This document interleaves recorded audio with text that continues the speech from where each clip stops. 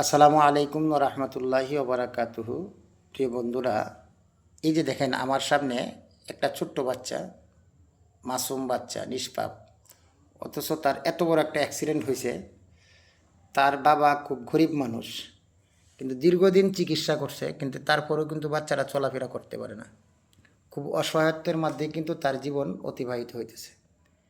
এই যে দেখেন, বাসে অ্যাক্সিডেন্ট করে দুইটা পাওই কিন্তু তার নষ্ট হয়ে গেছে, কিন্তু বাচ্চাটা কিন্তু একটা মেয়ে, তার একটা ভবিষ্যৎ আছে। কিন্তু অনেকেই তো আছেন, আমরা লক্ষ লক্ষ টাকা মানুষকে দান করে থাকি, অনুদান দিয়ে থাকি। এই অসহায় বাচ্চাটার পাশে যদি একটু দাঁড়াতেন, তাহলে হয়তো এই বাচ্চাটার জীবনটা সুন্দর হয়ে যেত এবং গরিব অসহায় বাচ্চাটা বেঁচে যেত। আশা করি আপনারা তার দিকে একটা দানের হাত বাড়াবেন এবং সহযোগিতা করবেন। আসসালামু আলাইকুম।